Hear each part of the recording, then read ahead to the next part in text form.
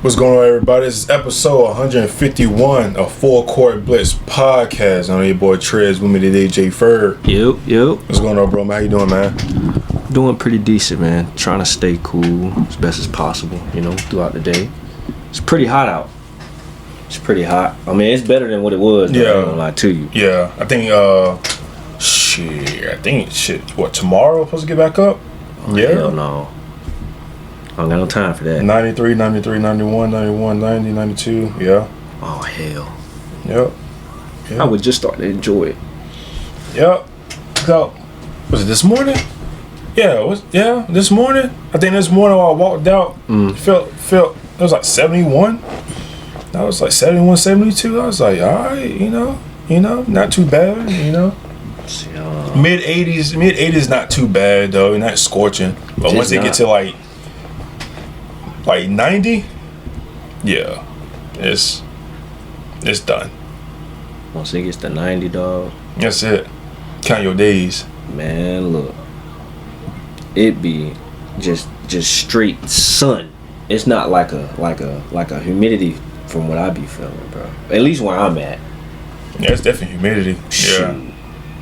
I be feeling straight sun beaming on the back of my neck all day. That's humidity. Yeah. I got that down south, I got that dry air, so it's nothing but, but the sun, or the heat, you should say. You won't be, we be like, humidity, we be sweating. Badly. You be sweating places that you don't even think you be sweating, sweat could come from. Feel me? So. That jump be bad, man. Like, I be feeling like I don't even want to move no more. I be feeling nasty, bro. Yeah. Like I'll be like, I'll leave work, say I might go to my girl house or something like that. Right. And it's just like, I just don't want nobody touching me. I don't want like the heat and the plus you working, bro, it like anything aggravates you. You don't want, bro, like you just like the bullshit, like you know how we be clocking out and right. Motherfuckers just be speed walking, bro. That'd be at points, bro, why are you next to me? I don't take it to the crib. You feel me? And then like you get in the car. It's hot. And you like, damn, it's hot. Turn the AC on. Then you wonder why the AC ain't blasting like it's supposed to. And then you drive, and then you got somebody cut you off. Or somebody driving slow, or you looking both ways and be like, and you looking for the car to hurry to come on. Like, hey, bro, I got places to go. And then like you get to the stoplight, the damn light taking for too long. You mad about that, and then like you on a highway, and then like people want to get you over, and then you mad about that. I'm telling you, the heat would just make you mad for no reason. And then like you don't want you see you come in the house, say you got a girlfriend, you got a kid or something like that. And then like, hey, how you doing? How it was work? How you think her work was going? Hit him with that. How you think work was going? It's hot. It's hot. Don't speak to me yet. Don't speak. Don't say nothing to me. I don't want to talk. Don't talk to me until I get out of the shower. Gosh. Don't say anything. How you think work was going? You be texting me all damn day. How you think work? You hear me saying shit. I might go a couple hours not saying anything. How you think work went? That's just for my sanity. How you think work went?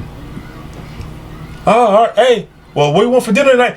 You pick that. God dang it, you pick. I ain't got time to freaking think. You should have thought about this before I came in the crib.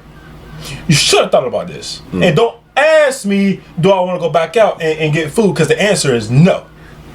Maybe my answer would change till I got to the shower. Who knows? Right now, I'm nasty. Yeah. I'm sweaty.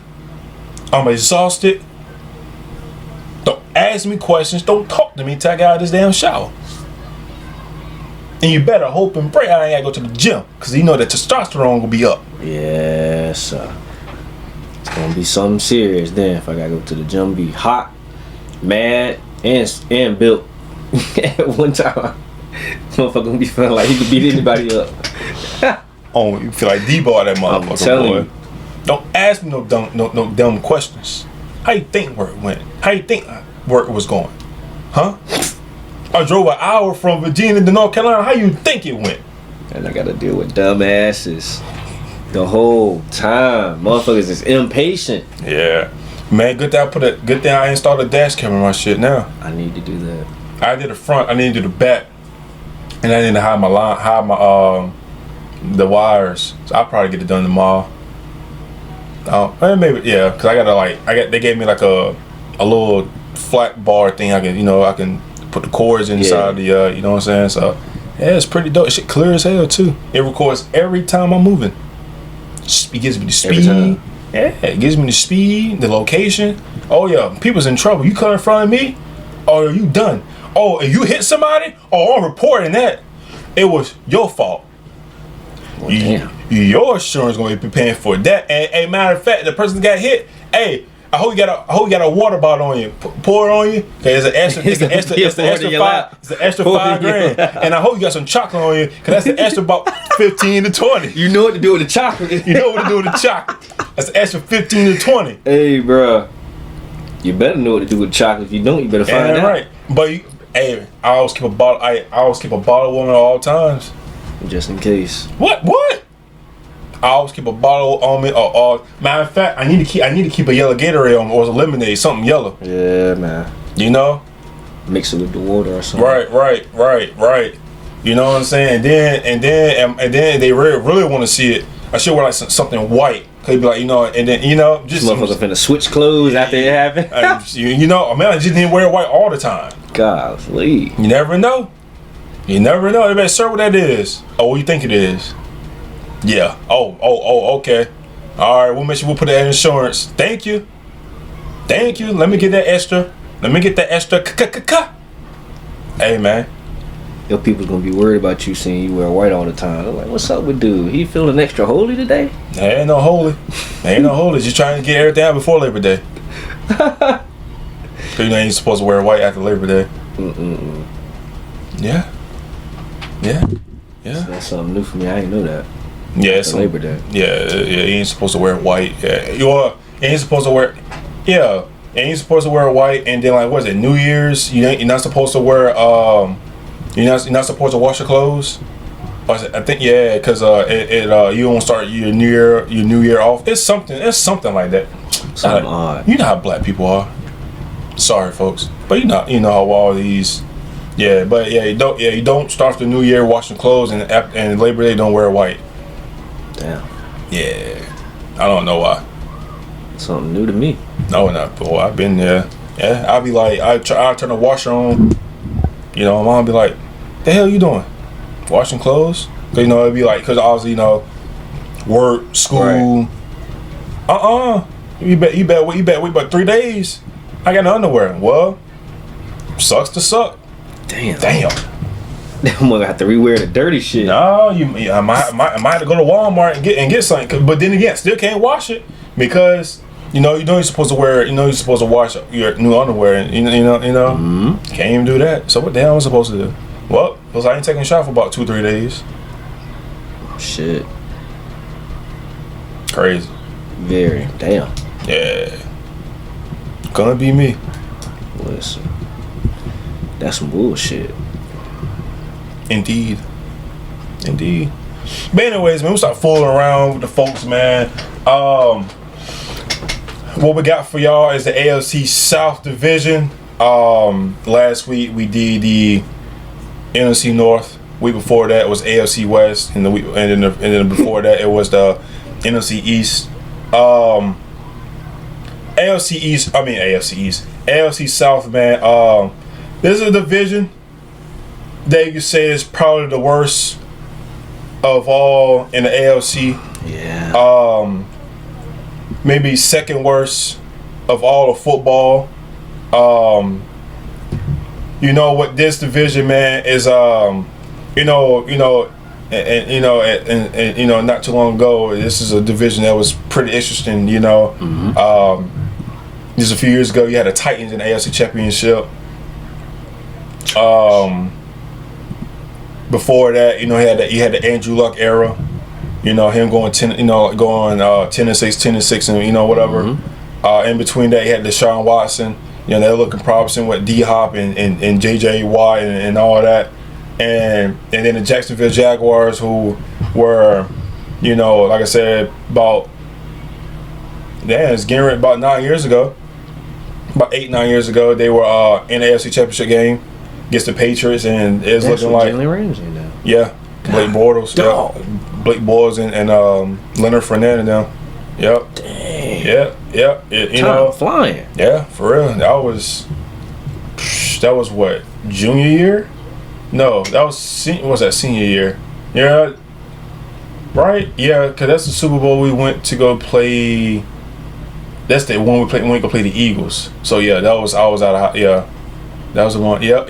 That's the Super Bowl we went to play the Eagles. Because then the next year it was the Mahomes, and we beat them in the AFC Championship game. So yeah. But anywho's just but now, you know, things are turning around. You know, Jacksonville went and got a quarterback in Trevor Lawrence in the 2021 draft. 2023 draft, the Texans went and got CJ Stroud. The Colts went and got also the 2023 draft went and got Anthony Richardson. And now in the Titans, what this past draft went and got a quarterback, Cam Ward, but not too long ago.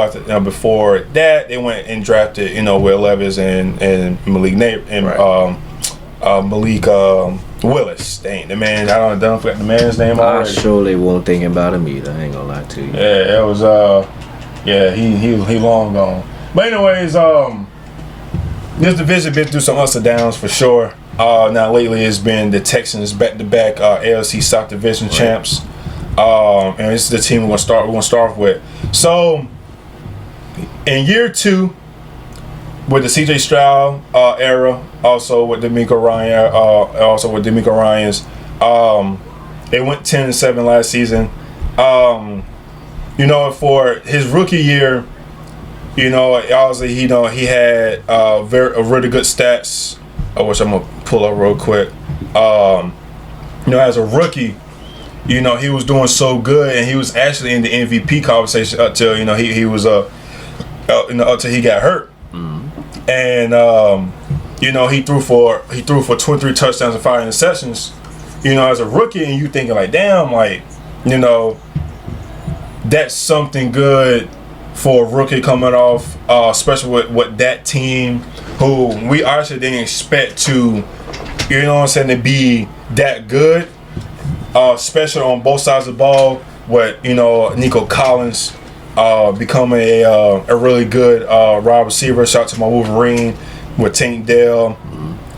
You know, they went and got that same offseason. They went and got Dalton Schwartz.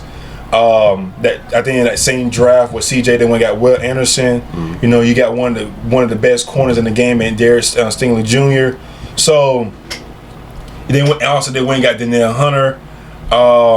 So you know, so the team was actually showing.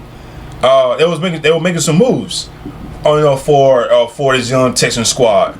And now they went, like I said, they went 10-7. They won that first playoff game against who did they freaking play that first playoff game? Was it Chargers? No. Rookie year. Cleveland. Year. They went busted Cleveland's ass 45-14. Then the next game, division round, they went played the Baltimore in the cold. They lost 34-10. Yeah. So now going to year 2. There's a lot of high praise of CJ Stroud of how he played, and now it's all right. Is he gonna have a sophomore slump, or is he just gonna be, you know, up and on uprise? And he struck it record. So before the bye week, there was 8-5, but there was at best at 5-1. And then you start seeing some struggles with CJ Stroud. You start seeing that with the team as well. They weren't that explosive, and then also because Nico Collins had went down with the I think it was a lower body injury, if I'm not mistaken. And Nico Collins was on the rise, and like he was tearing the league up in the first 4 games. Versus Indy, he had 6 catches for 117 yards.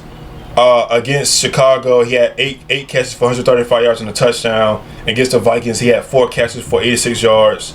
And against the Jacksonville Jaguars, he had 12 catches for 151 yards and a touchdown. And then the next week, which was week 5, he got hurt against the Bills. But he ended up having, he was starting off that game good. He had 2 catches for 78 yards and a touchdown until he got hurt.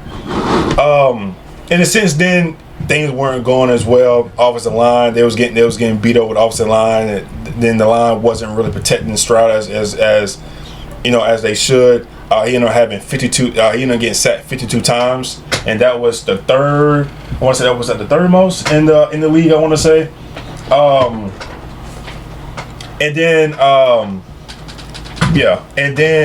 in week 13, I want to say that was against the Chiefs. Tank Dell goes down again with a broken leg, and it was week 13. Yeah, week 16. My fault. Week 16, he ended up going down with a broken leg, and you kind of just feel bad for Tank Dell because he was a really good receiver. Yeah. Starting to seem like he was getting things going, and his and I think this is what his that was his second year. And also they was getting hit with another injury when Stephon Diggs went down early in the year as well. So they was just getting hit left and right, hit left and right. One positive thing they had going was Joe Mixon. Joe Mixon kind of gave them a physical identity in the run game. Kind of definitely became their workhorse. He had 245 carries for 1,016 yards and 11 touchdowns. He had 28 explosive runs, which was 10th in the league. His yards was 15th best, and his touchdowns was 9th best. But all good and all, the best part of the Texans team was the defense. Defense was just stifling. Yeah, defense for sure was the backbone of their success. There was 5th in opponents yards. They were 14th in points per game. There was 6th in the rush, 16th in the pass, 5th in takeaways, and 4th in sacks. He had their safety Aaron Murray, who had 75 tackles. He ended up leaving in free agency. You had Derek Stingley Jr.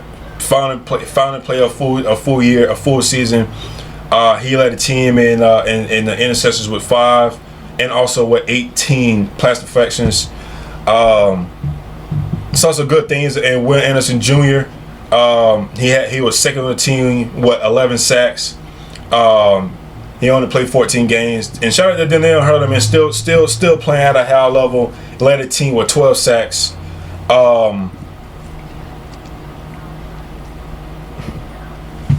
Yeah. Right. Yeah. 12 sacks. Yep. And like I was saying, is just their defense for sure kept them in games. Was definitely where a success of what's going on for them. So now going to the offseason, or going to next season, going for year 3 for CJ Stroud and this young Texas team. What's next? So you win back-to-back division titles. Good. Texans got their franchise quarterback. Good. You found your number 1 receiver, Nico Collins. Good. Hopefully Tank Dell can stay healthy, and then you got your receiver 2. And then also they win the draft and went and got 2. Actually, was it 2 receivers or 1? They got 2. It was 2 because they're for the same. Matter of fact, 3. No, my fault. It was 2. It's 2. It was 2. They went and drafted Jaden Higgins from Iowa State, and then they went and drafted his teammate, Jalen Noel. That's dope. So now, so now you got some depth in receiving core, and they also went and signed Christian Kirk. They also went and signed Christian Kirk. pretty sure that just in case when Tank Dell comes back, just have some insurance. Now you got some things going, but you went and traded Lerman Tussle to the Commanders, but you went pick up Ken Robinson and Lakin Tomlinson. So now it seems like you revamp. Well, let's say revamp. You went and got some protection for CJ Stroud. They also fired the offensive coordinator during the offseason. I mean, during the middle of the season, and then they went pick up and got Nick Colley. He came from the Rams. So you kind of expect how the offense is going to go. It's probably going to be fast.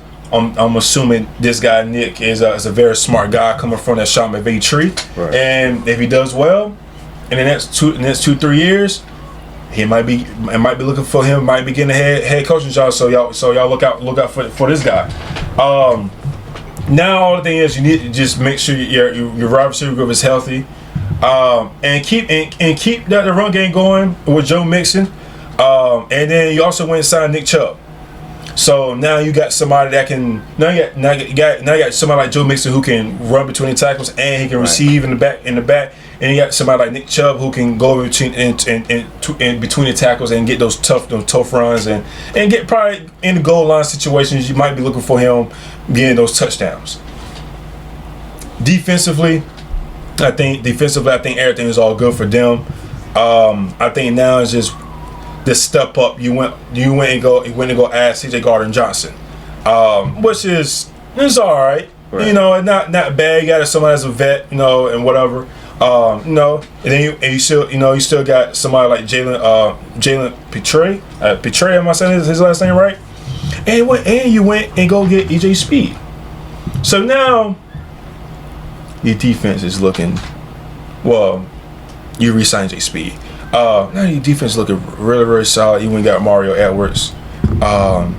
So now, like I said, what's the next step? And I think the next step is just basically making the deep run in the playoffs. I think now you can say maybe getting the first seed in the AFC, get a bye, make everybody come to you, and like I said, just make it possible to make it to the AFC Championship game. Super Bowl, no. I think for them, for them to be Super Bowl contenders, they have to make it to the AFC Championship game, right?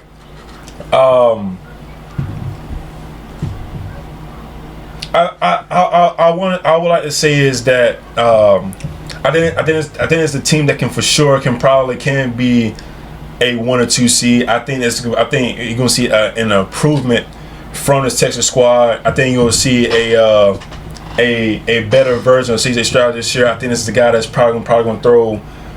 If everybody comes back healthy, I think it's the guy here. He's probably gonna throw 25 more touchdowns. And I don't expect him to throw. We threw 12 interceptions last season. I don't expect him to throw 12. Maybe maybe he might get double digits. It might be maybe from 8 to 10. But I do expect his passing completion percentage will go up. It was 63 this year, so I'm thinking he'd probably be in the high 60s. I'm thinking about maybe 66, 67. I think this is a guy like I mentioned about Jordan Love, who's could probably be in an MVP conversation, and he's also going to certify himself as a top 10 quarterback in this league, which maybe some people may get him in that conversation, but as of right now, it's kind of like an up and down situation. Right.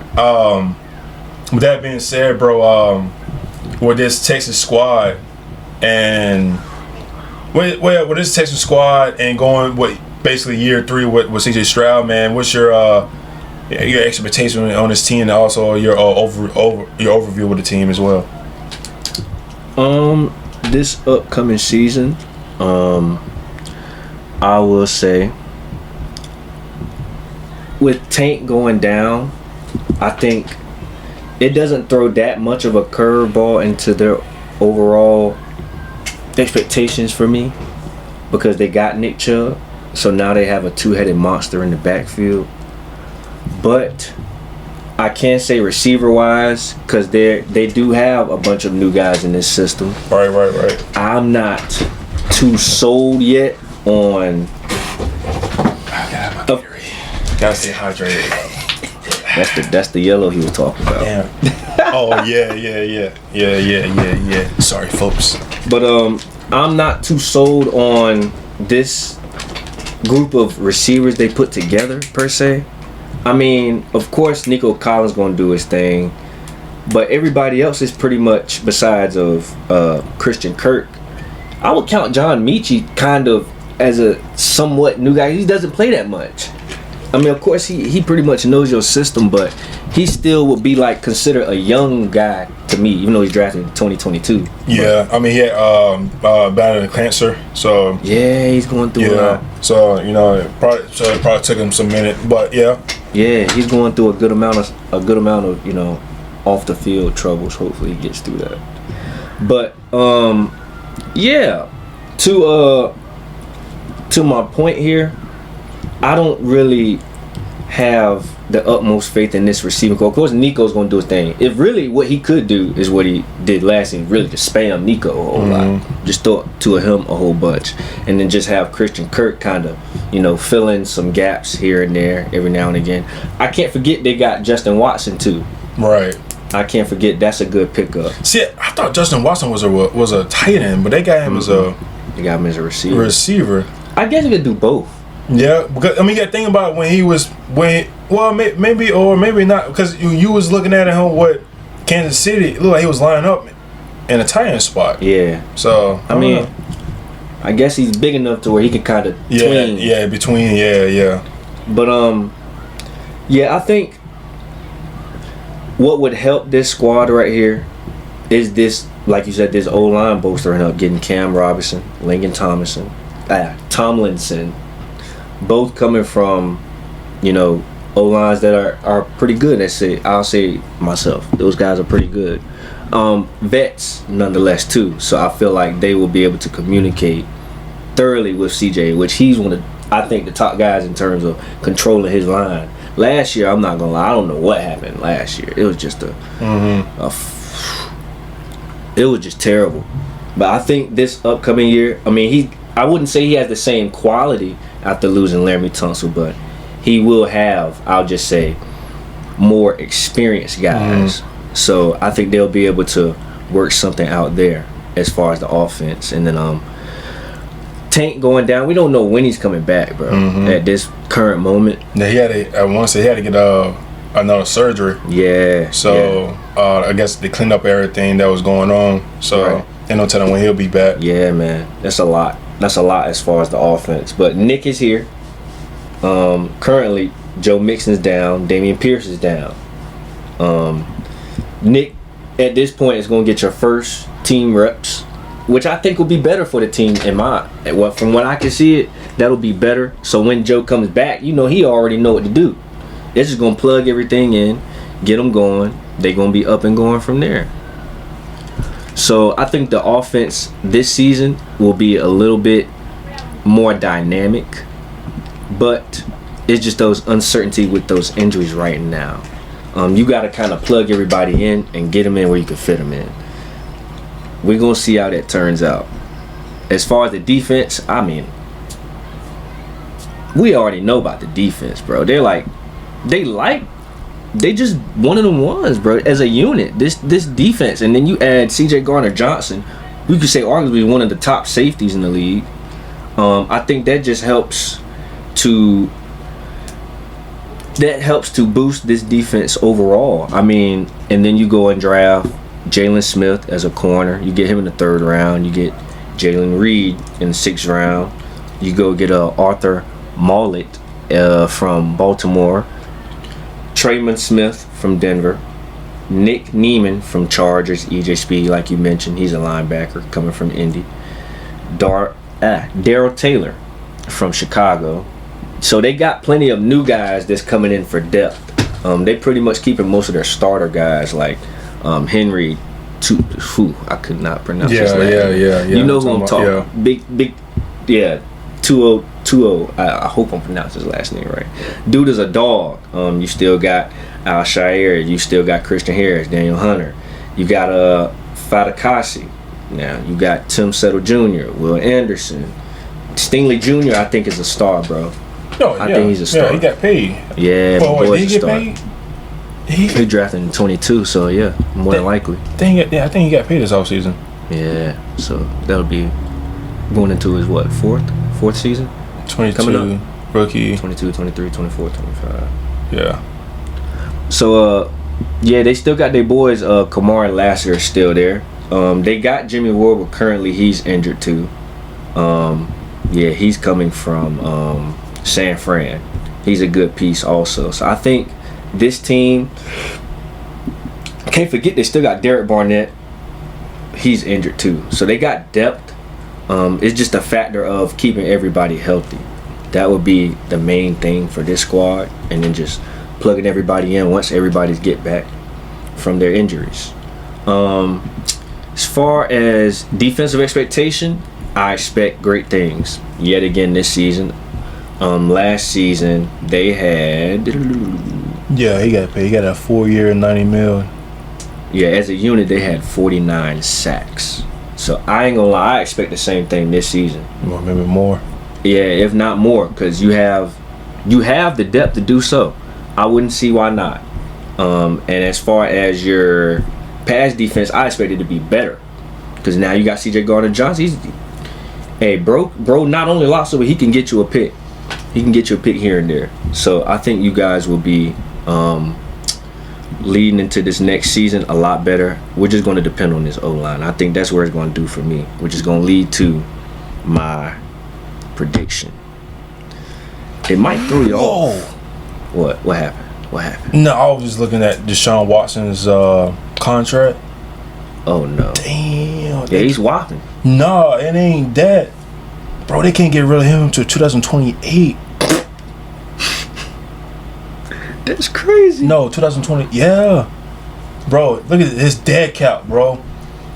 This year, wait. This year, 167 million. Next year, 131 million. The year before, the year after that, 50 million.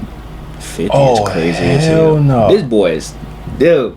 If whoever gets his manager is gonna be a rich mother sucker, bro, and he be 32 years old, man, and not even playing that much. Not even playing at all. That's crazy. Cause I was thinking about this morning. I was like, bro, I wonder what the dead cap is. I see it now.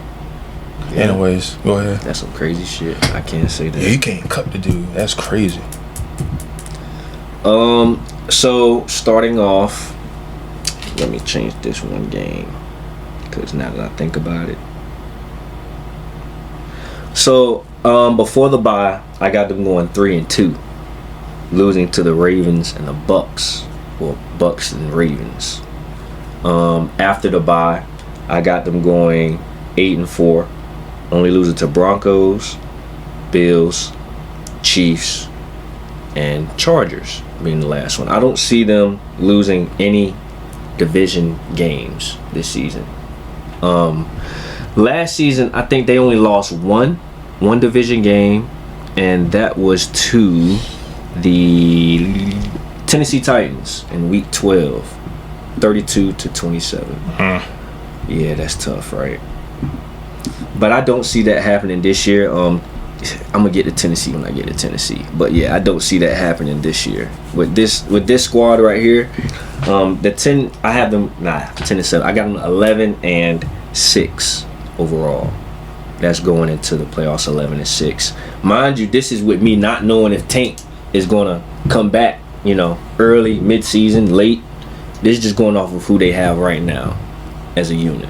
So that 11-6 is gonna stick with them for that.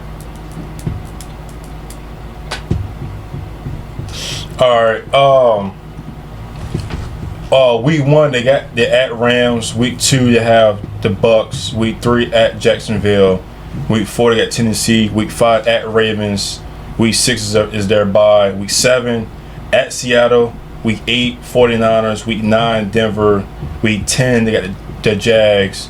Week 11 at Tennessee. Week 12 have the Bills. Week 13 at the Colts. Week 14 at Kansas City. Week 15 at the Cardinals. Week 16 they have the Raiders. excuse me. Week 17 at Chargers, and week 18 they have the Indianapolis Colts. I'm going to say they're going to go 12-5. I going to project them to win the division again for the third straight year in a row. I do think week 5 against the Ravens is I think that's gonna be a big game for them, which I think they will win going to the bye. I think week 14 against Kansas City Chiefs is going to be a game that they're going to be looking at, and I think they'll probably will win. I think they play 7 playoff teams, which is the Rams, at Rams, Bucks, Ravens, Denver, Bills, Kansas City, and the Chargers. I think in those games, I think they'll probably have a good record, which I think they might win 5 of those games out of the 7. And I think that like I said, I think this is a year that you kind of see like a rise for this CJ Stroud and the Houston Texans, that to not take them, not to take them lightly. Right. Now with 12-5, is that good enough for a first seed in the AFC? Possibly. Definitely a second. It's definitely good for a second seed for sure. I don't see, because we have the AFC East and then we have the AFC North, so we got 2 AFC divisions left. I don't see anybody in the AFC winning 15 games or more. 14 games is pushing 14 games. I don't see anybody winning 14. I can see somebody win 13 and going 13-4, which probably be somebody like the Ravens, maybe maybe Kansas. I don't know about Kansas City. Maybe Buffalo, but I think Buffalo's gonna regress a little bit. So I think there's a team that probably can win 13 games at least. It's probably the Ravens for the AFC. But I think the Texans is going to be right there behind them. And this is me not seeing Baltimore's schedule, but we'll talk about them in a few weeks. But I think 12-5 is, I think it's up there for maybe the 1 seed or the 2 seed for sure. And I think even them going 12-5, they're just basically just one game away of maybe they slipped and lost a game against somebody in the division. Which I think in the division, I think this division is going to be a little. I don't think this division is going to be as easy. I think the Jags going to be a lot better. The Colts probably going to fight. Tennessee is going to fight. They'll probably maybe lose 1 or 2 games in the division. Not many. I think they're going to probably sweep the Titans. I think they're going to sweep the Colts. The Jazz is up in the air. They'll probably go 1-1, a split with that. But I think 12-5 is a good record for the Houston Texans. Before we go to what's the 2 teams? Bottom 2s. Which was the Titans, Jaguars. All right. Before we go to the Colts, anything else you want to say? Yeah, like you said, pretty much. I think the Texans have it this year, but I can't speak for the future, dog. I think this year they got it, but they better clutch them pearls and scout correctly, because they got them young boys on really almost every team. Yeah. You know, they young ready. Quarterbacks. Yeah, young quarterbacks in this division for sure. Young quarterbacks in this division. All right, let's go talk about these Indianapolis Colts. They went 8-9 last year. Go to this team. Went 8-9 last year. Going to last season, you're thinking, all right, how Richardson's going to look. Also his rookie year, coming off an injury, had a concussion, a soldier, or whatever. Now you kind of thinking, all right, well, can he in year 2 show some improvement? And boy, I mean, he played 11 games. I guess that counts. Nah, it doesn't. I mean, he ran for almost 500 yards as a quarterback. Literally 1 yard away. He had 6 touchdowns on the ground. It's almost as much as throwing. Yeah. He didn't get sacked much. He didn't get sacked 14 times. No. Oh, okay. He didn't sack Cam that much either. Dude. Oh, well, yeah. Let me see. Is anything else? Did I mention he played 11 games? Yup. Oh, okay. Yeah, I have nothing. Trash. Yep. I'm just, bro. Do you see his passing completion percentage? Do you see? 47.7. That shit is ass. Wait. Say that again. Is what? 47.7. 47 I ain't seen one so low in a long time, man. Bro. At least he's not Dorian Thompson. This man got At least he's not Trey a Lance. grade that I'll be getting on my English tests back in the day. Who's cold? Yeah, English wasn't my best. Actually, let me take it back. Not English, science. I couldn't stand science. I don't think none of us fucked with science like that. Biology was the fucking worst. Why do I care about some damn cells? Why? Don't get me started. Anyway, bro, I'm looking at these damn stats. 17 for 38. 11 for 28. 10 for 32. 10 for 24. 17 for 34. 9 for 19. And you know how you watching the game and then at the bottom or the top right, depending on you're watching Fox or CBS, it'll be like Anthony Richardson done throw for 2 touchdowns and 5 passes. It's like, damn, this man letting it rip. He letting it go. And then the game ends. Oh, he went 10 for 32. 11 for 28. 9 for 19. Like, damn, the man looked like he was balling. No, he just letting the ball just fly. Basically. And what it is, ladies and gentlemen, that if you don't watch a lot of Colts game, what he does is he can throw the ball deep. He can ball the ball, deep. You know what I'm saying? But the man doesn't know how to throw the ball from 5 to 10 yards. It's like he's just between me and you. He's throwing the ball at 120 miles per hour. This man is throwing the ball like Henry Ruggs. Let me not say that. He's throwing the ball like he's Rasheed Rice. Ouch. Maybe I shouldn't say that either.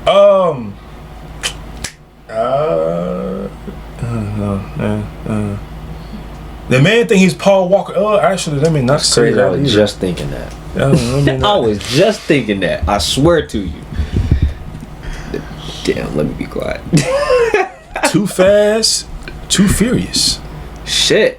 Sorry, folks. I'm sorry. My mouth just, it gets to going sometimes. I just don't know, how to handle it sometimes. I'm gonna point this out to you, man. His deep passes, which is 20 or more, and 50 attempts, 13 completions, that's 26%. His medium was 10 to 19. Is he 64 attempts, 30 completions is 46.9. Was a pass rating of a 54.3 according to PFF. From short is 0 to 9 is 58 out of 95 is 61.1. I don't think that's not, to me that's not good. And behind the line of scrimmage, oh God, is the best.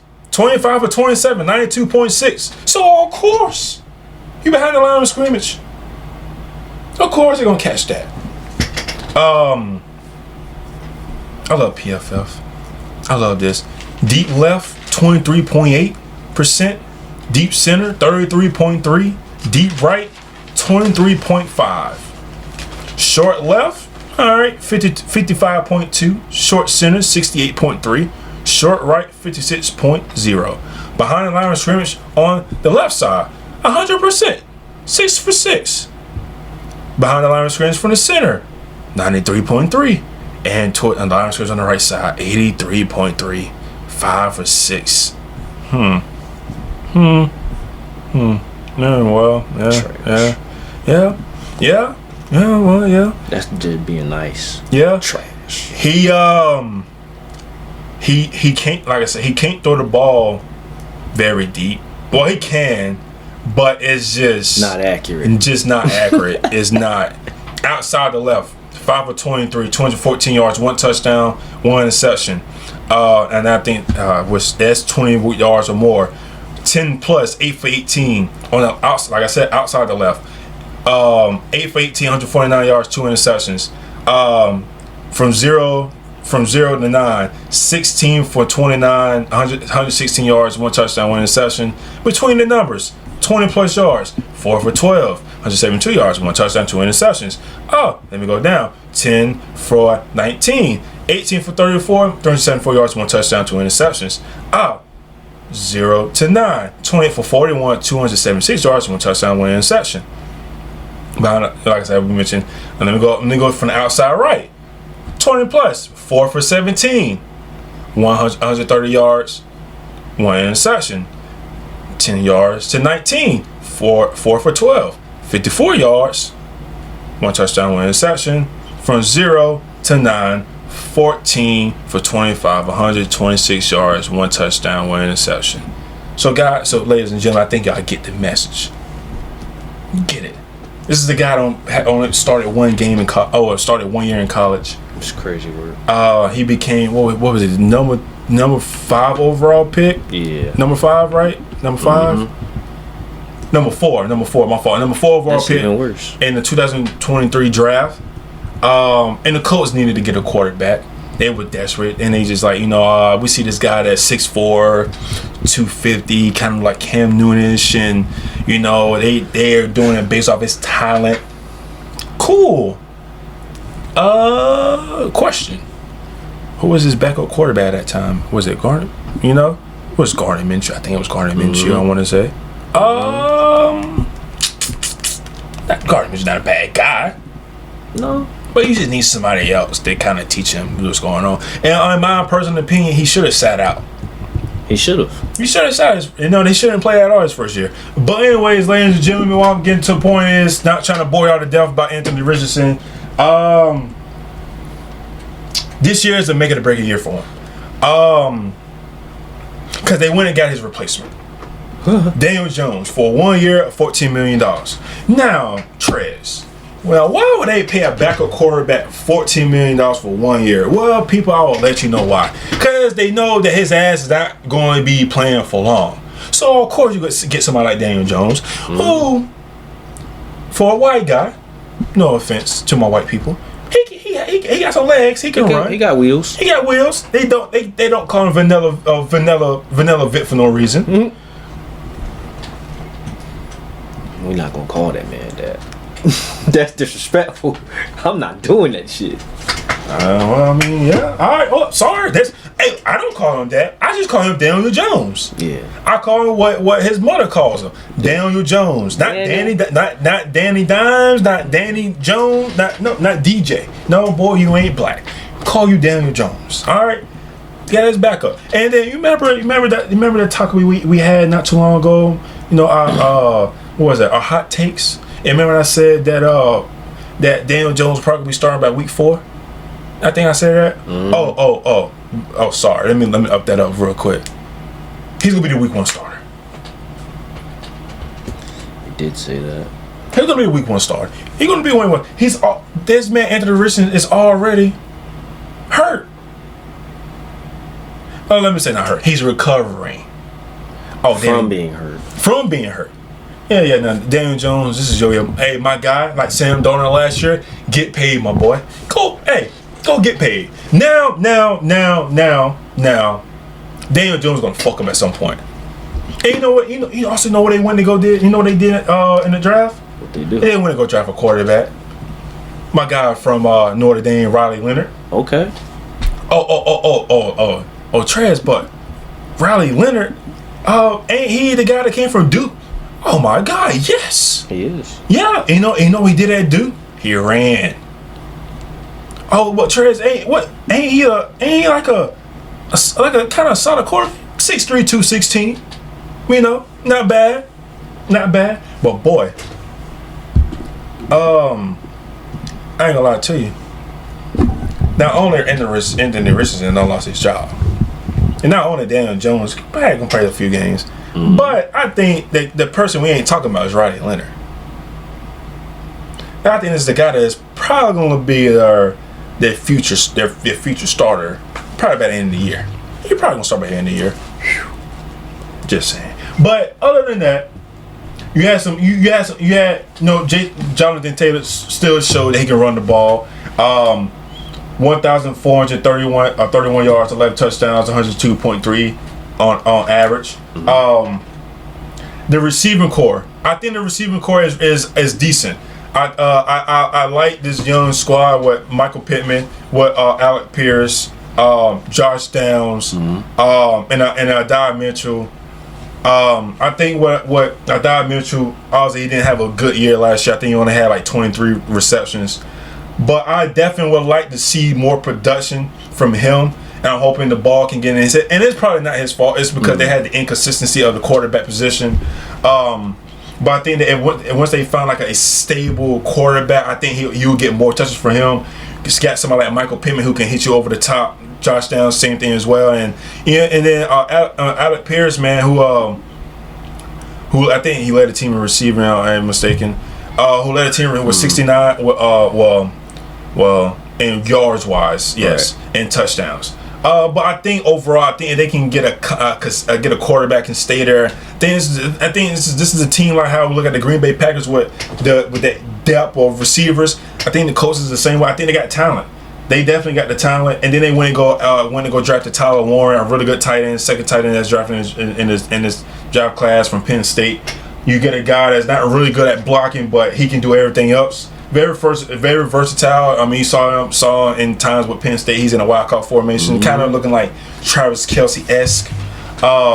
But you get that with the weapons, with Jonathan Taylor still playing at a high level.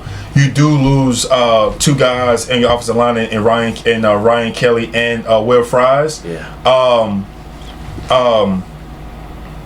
Yeah. So now it's like, all right, what's next for this Colts? And it just basically is, you really can't do too much without knowing who's your quarterback.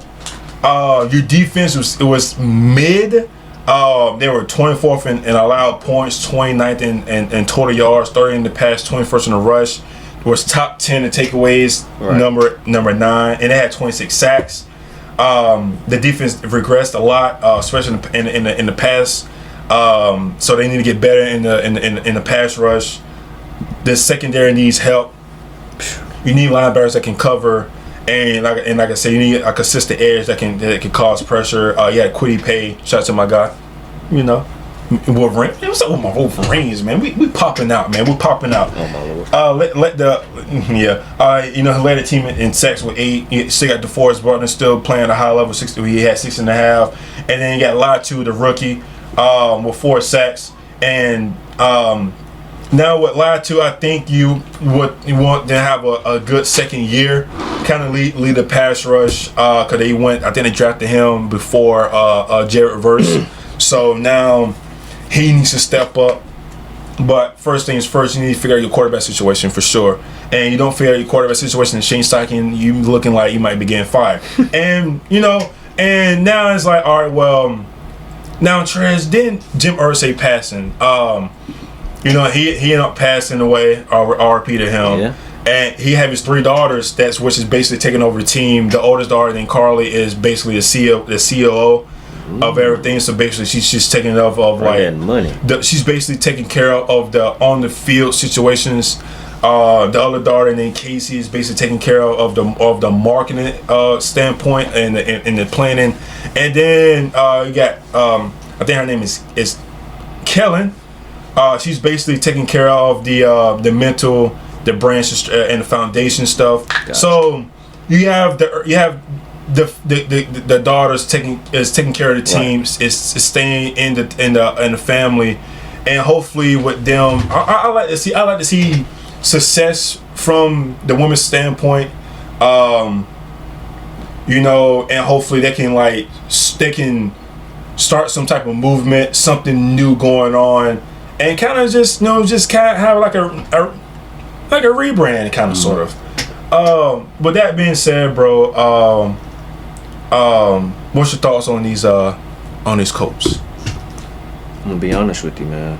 You ain't got shit to say, I know. Not messing. You partially right. You partially right. Last season I wasn't a fan. But one thing I can say that they were good at is running that damn ball. If nothing else. Overall yards, they were 8th in the league, man. They had 2,331 rushing yards. They were 7th in attempts, 496. They were 7th in touchdowns, 20 rushing touchdowns.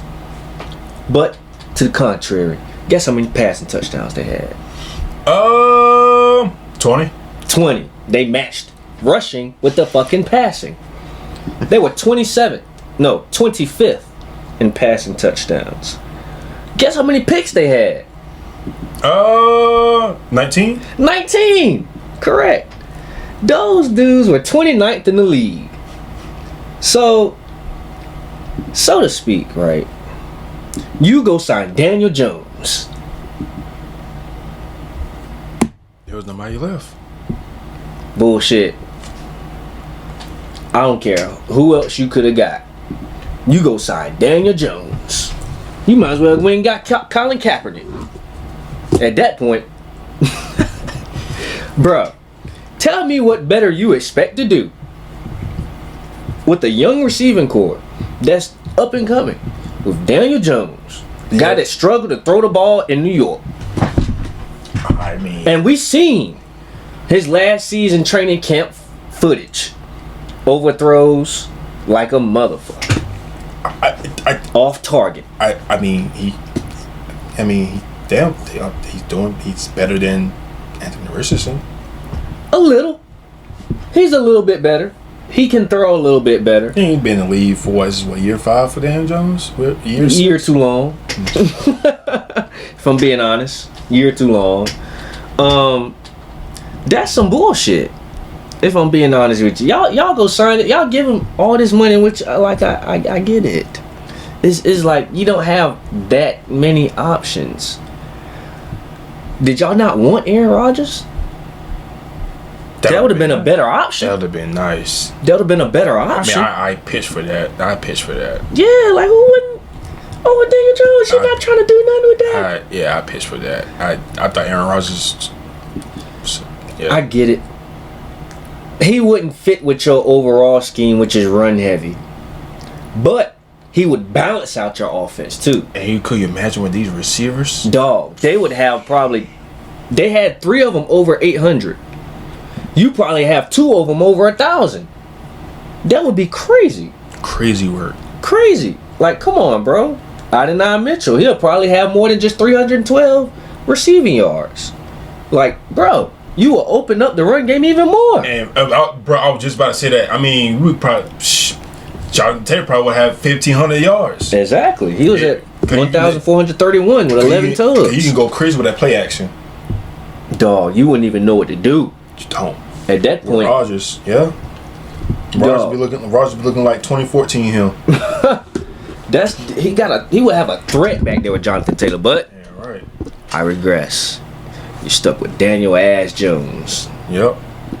And what I think he will do for this team is about the same as what I'm not gonna say the same as what Joe could do, because Joe couldn't really run. He's also not as good of a passer as Joe, so it's kind of like you kind of teetering out here. You got to give away the passing to gain more run skill. So I believe that they will improve, more to speak, in the run game, just a tad bit more, because now you got Joe Flacco. He only had 26 rushing yards. Now that shit's gonna go up with Daniel Jones, I believe. I mean, that's if he were to stay in the whole season. Maybe they do a switcheroo depending on how the record goes. But yeah, your boy, Danny Dimes. I never liked that signing. I don't think that was a good signing. I think the defense is gonna have to carry yet again. Zaire Franklin, dog. Nick Cross, dog. EJ Speed, he was a dog. Jalen Jones, dog. That was 4 guys over 100. 3 guys over 140 in tackles. So it's safe to say, motherfuckers was flying all over the field. You had EJ Speed with 142 tackles, Nick Cross with 146, Zaire Franklin 173. Bro was only 27 away from 200 tackles in one season. Crazy. I wonder what's the most tackles in the all-time. Actually, let me ask. He can't be too far off, to be honest with you. Kwity Paye, 8 sacks. DeForest Buckner, 6.5. Latu, he had 4. And the next after him was Zaire Franklin with 3.5. Grover Stewart with 3.5. I mean, you're talking a team that can defend, and I believe this team next season, they will be a slight bit better on the defensive end, which is going to help them out. I think it's going to help them out a lot. They went and picked up Travarius Ward and Cam Bynum. They drafted Justin Wiley. Damn. 214 tackles combined. Damn. Oh, he wasn't that far off. 214. Even though it was. Hardy Nickerson, sorry. That's old as hell, ain't it? Yeah, from the Bucks. Yeah. Yeah. But Ray Lewis has the most becomes a solo tackles, 156. Sheesh. I mean, it makes Patrick sense. Willis, Patrick Willis from the Niners, he had 136. But combined tackles is 214 in 1993 by Hardy. Jesse with 207 for the Atlanta. Cal 199 from the Jets. Olo Khan 192. Oh, that's not, that was recent. 2021 from the Falcons. And then Bobby Wagner 183. From Seattle from a couple years ago. Not too long ago. Damn. That boy was only 41 tackles off from number 1. 200 plus tackles in a season? Bro, one of these guys gonna have to break it to be able to sustain this fucking team. Talking about CTE. Oof. And think about this is from back in the day, so you already know they're gonna head first. Bow! You know they're gonna head first, bro. Hey, you might be right though. You might be right. That Them face boys mask they going was crazy. wearing with the bar in the middle, that shit was not helping them. Boy, And they had bar in the middle gonna be bent. And then they had that neck roll. Boy, that shit was not protecting like a no fucking necks. fullback. What? Man, boy, 214 tackles. Dog. CTE like a motherfucker, bro. Dang. Sorry. But damn. That And I is some thought crazy 130 shit. tackles a lot, but 214 combined? Going Jesus stupid Christ. now. This man was tackling everything that came through the hole. It's finna go dumb, bro. And not even the speed. And you know he was white too, named Hardy. Yeah, Yeah, shout out to Jeff and Matt. Well, that was his first name, but yeah. Oh, his first name is Hardy. That's Yeah. different. Yeah. I ain't never heard no shit like that. Hardy Nickerson. Nickerson. Yeah. What? Yeah. Nickerson. Yeah. Damn. That's a. I don't know. Shit. Yeah. Fuck it. Fuck it. Yeah, anyways. But yeah, man. Defense is lethal. I think that's what's going to help them even get to where I think they're going to get to this season. I do think that this team is going to be lacking in some sense of way. I can't. It's not like I'm going to say it's passing. It's kind of obvious it is. So I was kind of being sarcastic. It's going to be the pass game that's going to be lacking. So I think with this squad here, get ready for this one, bro. Get ready.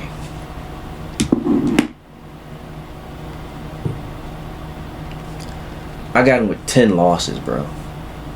7-10. You gave him 7 wins. Yeah. Okay. So I got him with losses against Broncos. That's week 2.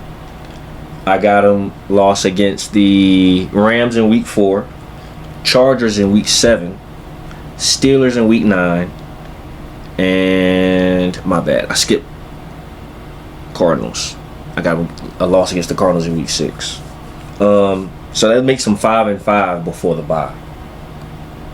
Yeah, I kind of got a little bit of faith in the run. That's all it is, the run. That's gonna save them. So after the bye, I got them losing against the Chiefs, of course, Texans, 49ers, and Houston again at the end. Pretty sure I put Houston. Yeah, Houston doesn't lose against anybody. Matter of fact, no, fuck that. Fuck that. They lose the last 3. Fuck that. Last 3. Because by that time, they probably won't give a fuck no way. It's just going to be what it is. And if they do win that last game, that's because CJ is not going to play. That's the only way. So week 1, Miami. Week 2, Denver. Week 3 at Tennessee. Week 4 at Rams. Week 5 at the Raiders. Week 6, Cardinals. Week 7 at Chargers. Week 8, Titans. Week 9 at Pittsburgh. Week 10, Falcons. Week 11 is a bye. Week 12 at Kansas City. 13 Houston. 14 at Jacksonville. 15 at Seattle. 16 49ers. 17 Jags. 18 at Houston. You said you got them going 7-10? Yup. Yeah, no, I'm not even giving them that. I would say I'm gonna say like 5-12. God damn. Yeah, they're going to be probably the 3rd worst team in the league. I can see it. I can definitely see it. Yeah, I don't think they win them. Yeah, 8. Yeah, no, they definitely get double-digit losses for sure. 7, bro. You giving them 7? That's crazy though. You giving them credit, but yeah, nah. I'm giving them credit just because I know how the defense can be for them. Yeah, they may be able to steal a win here and there. Yeah, but that offense ain't putting no points, so the defense can only do so much. You right about that. My only thing with that is just I think the run could save them that much. Maybe Jonathan Taylor. Well, maybe, but then again, knowing that they have Anthony Richardson and Daniel Jones to where they not a threat in the passing game, they know their run is coming. So all they're gonna do is just clog the box up, and it's just the fact that they can't throw the ball. And you got you guys like Michael Pittman and Josh Downs and whoever is gonna be in one is gonna be on one-on-one, matchups. If you can't throw now, listen what I'm saying. If you can't throw the receiver open, right, you're not gonna win anything. If your receiver's wide open, yeah, but but in the NFL or be the quarterback in this league to be successful, you have to throw your receivers open. Have to throw them open. And if you can't do that, you're not gonna be successful in this league. And neither one of these guys can do that. Neither one of them. And then that's what's gonna fuck them up. You're not getting points on the board, and then if your defense is holding off, and you're not scoring, you're fucked. And Jonathan Taylor can do so much, in which I don't think he'll probably get 1,000 yards this year, but that's how bad it goes. You don't? Nah, I don't think he'll crack 1,000. Oh shit! Now. Nah, I don't think he'll crack 1,000. He might get like 8 something. What? Yeah, he could be short. Damn. You think they gonna suck like that? Absolutely. They done lost two of the best offensive line. I mean, the best person, bro. The best person on this damn team is fucking is Nelson. It's Quentin Nelson, the left guard. Or no, he's right. No, he's right guard. I think he's well. I forget what side he is. Yeah. Dang, gang. Yeah. I mean, I understand it though. I ain't gonna lie to you. Yeah. It makes. Yeah. It ain't like it's the worst thing you could have said. Yeah, no. But hot take though. Hot take. As of July 24th, 2025, in the 2026 draft, the Indianapolis Colts will be drafting quarterback Drew Aller from Penn State. Ooh. That's tough. And you thought I was gonna say Arch Manning? You thought I was gonna say Art? Nah, because I'm not sure. I'm not sure if Art is gonna come out. Because he still have 2 more years of eligibility this year and next year. So, but I know where he's going. I know exactly where he's going. Hell yeah, I know exactly where he's going. I know where he's going. But we're gonna talk about that team. We'll talk about that. We'll talk about that team a little later. Okay. Oh, well, no, not in this show. Not in this episode. No. But a different time for that different division. Mm-hmm. I know exactly where he's going. Damn. Yep. It was meant to happen. It's a storyline. It's meant to happen. If y'all know the Manning family. Oh, I caught on. Yeah. What? Well, which one? What do you mean which one? Which team? What do you mean which team? Which one are you thinking about? The which Manning? Which great Manning? Well, first of all, there's only one great Manning. I knew you was gonna say that. I see what you did there. Bitch. I don't like neither one of them, but there's only one great Manning. We should respect one of them. Actually, you know what? You're right. You're right. Which one? Is either the father or Peyton? Damn. We're talking about that bum in New York. Gosh, man. Can't be like that, man. There's some decent guys. Fuck them. Okay. Yeah. All right. But anything else you got for the Colts before we... Trash. Yeah, all right, cool. Yep. So, Jacksonville. My guys did basically a whole coaching staff sweep. They bought in Liam Cohen from Tampa Bay. He was the OC. So from last season, he led Tampa Bay to top 5 in scoring, top 5 in yards per game, passing yards per game, rushing yards per game. And he led Tampa to be the only team in history with 5+ yards per rush and 70% or over 70% completion of passes. That speaks a lot. That speaks volumes. Even though that's a random ass stat. Random as shit. But we'll take it. We'll take it when you can get it. He's broke plenty of more franchise records though. I ain't gonna sit here and name all of them. It really is a lot. But yeah, Liam Cohen was one of them ones when it came to setting up the offense. They hired a new OC. His name is Grant Yadinsky. He comes from the Vikings. He was the assistant OC and quarterback coach. We seen what the Vikings did last season. So being the OC for them, I think that's a great hire. And he was quarterback coach. You seen what Sam Darnold did in the regular season. So if you got a problem with that hire, it must be something wrong with you, because that is really with this type of team that Jacksonville has right now, they need somebody like that that's got good background. Really between the head coach and the OC with their background. They got a new defensive coordinator. He served 1 year with the Packers as a linebackers and running game coordinator. I said linebacker. He served 1 year as a linebackers coach and running game coordinator. If you know anything about that Green Bay linebacker room, Edgerrin Cooper is a dog. Rookie of the year. Defensive. So to speak, he's going to be bringing that same mentality over to this squad right here. And he's going to be looking out for your boy Devin Lloyd. Trayvon Walker too, if they decide to, switch him up here and there. But they have a good setup here. I'm not going to lie. This is a young team. Let's just say that. You got Brian Thomas, man. Dude is a fucking star. That's a stud right there, man. Dude is a fucking stud.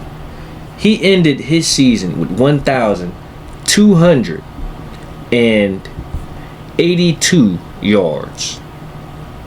My dude is a complete dog. He had 10 touchdowns also. I'm not gonna lie. Bro, next season, if I don't see him doing the same thing, he's gonna do even better. I could see that for him. He's really one of the ones. He showed it in a very, very, very quick way. So shout out to him. I can say also shout out to Tank Bigsby. He did his thing too. He had 168 rushes, 766 rushing yards, 4.6 yards per carry with 7 touchdowns. Had help from Travis Etienne Jr. 150 rushes, 558 yards, 2 touchdowns. And besides, going back to Brian Thomas, besides him, there was no other receiver over 411 receiving yards. So it was kind of like a spam for that offense. Brenton Strange was the next guy. 40 receptions, 411 yards, and 2 touchdowns. That offense, I must say, last season was some hot buns. If I'm just going to cut it short, they were 26th in points per game with 18.8. Passing yards per game, they were 24th. They had 204.5. They had a 96.8 rushing yards per game with only 298 first downs. So going between T-Law and Mac Jones, I'm not gonna lie, that was some shit. They had some shit with them last year, dude. They had some shit. Both of them played 10 games apiece, even though you kind of divvy it up. T-Law, 172 out of 284 pass completions at a 60.6 percentage. Not that good. He had 2,045 yards, 11 touchdowns, 7 picks. I think he can do better this season with this new set of coaches that he has. I think they're going to simplify everything for him. Yeah, Trevor. Okay. The way they're going to simplify everything for him, the way they did for Sam, bro. Even though I'm not going to say they have the same level of receivers, I think it's going to be a lot easier. They're going to simplify it just how they did with Sam, just being that Brian Thomas, he really can get open against any defense. It's not really going to matter who's guarding at that point. So that's going to make it super simple for him. I won't say not super simple, but it's going to make it a lot easier. And you got De'Ami Brown now, and you got Travis Hunter.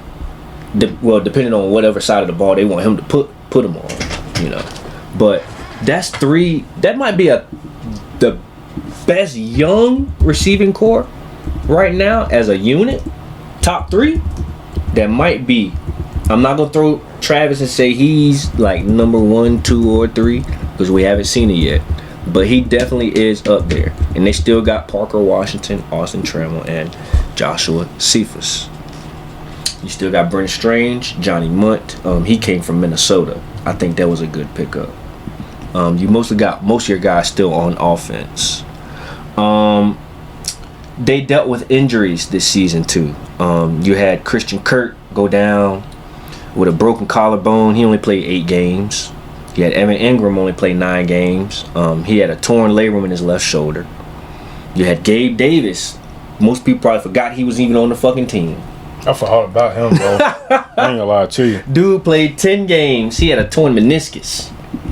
So that's fucked up. Yeah, it's the meniscus is something different. Yeah, I know. Then of course T-Law, he had the sprained AC joint with a concussion. So yeah, he was down. They say he should be back for the start of training camp. Oh yeah, he's straight. Yeah, so he should be back. Offensively, I think this upcoming season they show a little bit more promise. It's not going to be as wacky willy as it was last season. I think the line is going to do them a lot better this year. Also, it's going to lead to better rush attack too. I think not ETN, but Bigsby, he's the one. Bigsby. I think Bigsby will go for a cool 850. I think he'll go for an 850. ETN may go for 650. And that's at highest. I'm giving you ceiling right now. I'm giving you ceiling. But I think the offense will definitely improve and help with that defensive proud that they have going on. Because I think the defense this upcoming season will be better. Last season, I'm not gonna lie, them boys was buns. Again, like they just had overall buns going on. I think Campanelli, that's how you pronounce his last name, Anthony Campanelli. He's gonna improve those guys overall. Because defensively, they were 27th in points allowed per game with 25.6. They were last in passing yards allowed per game with 257.4 per game. At a 67.1% rate. Then you had 29 touchdowns allowed. They only caught 6 picks with 3 fumble recoveries. That's dead last in the league too. They like, dude, if it wasn't anybody else that I think that could come in and make a difference, it's my man's right there. Because coming from, you're building up a guy to be rookie of the like he had a dominant year. He was super dominant. Not just speaking on that one guy. Overall, those linebackers were very good. That whole core. I think he could do that with this team also. They have a nice squad with them. They have at linebacker Devin Lloyd, Olakun, and they kind of switch out Walker also.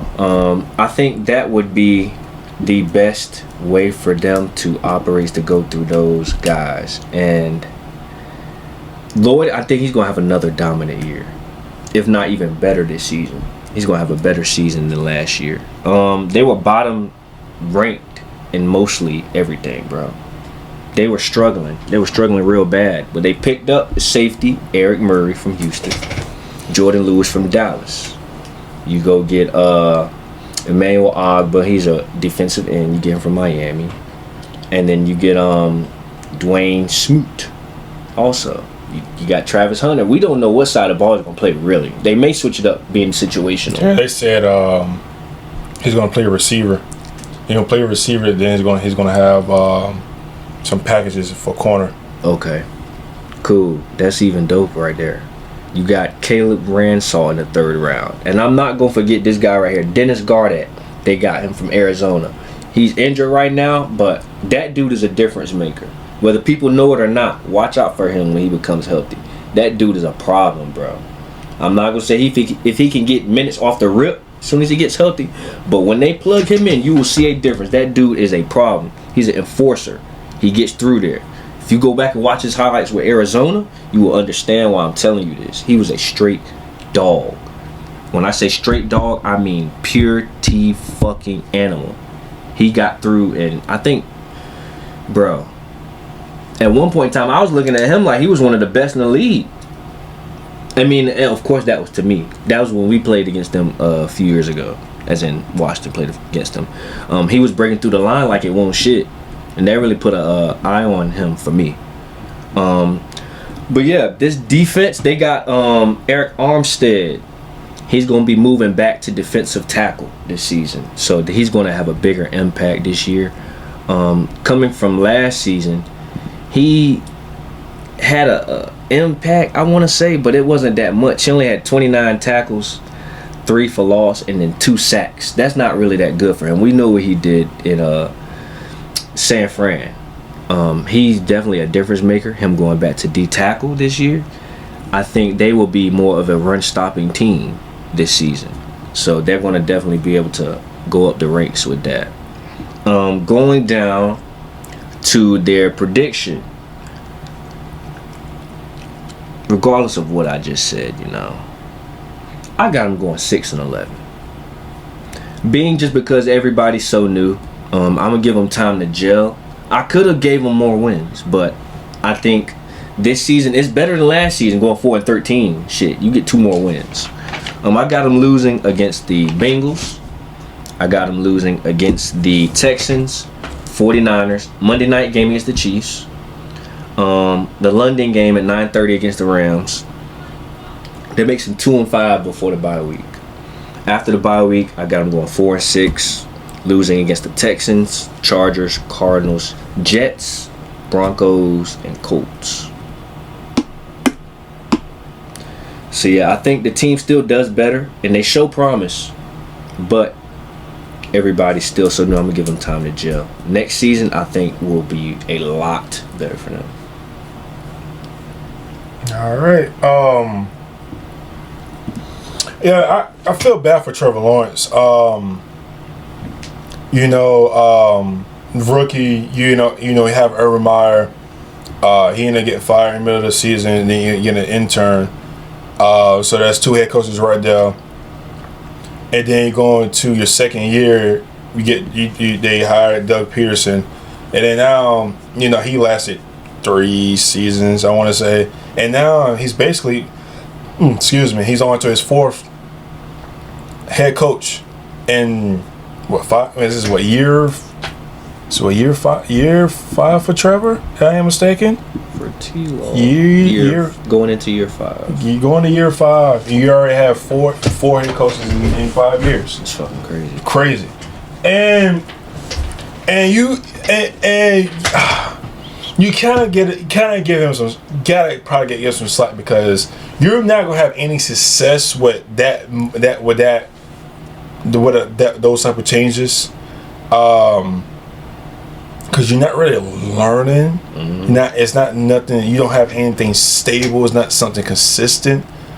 And then the last couple of years with Press Taylor, kind of the same situation happened when Press Taylor and Doug Pearson was with the Eagles.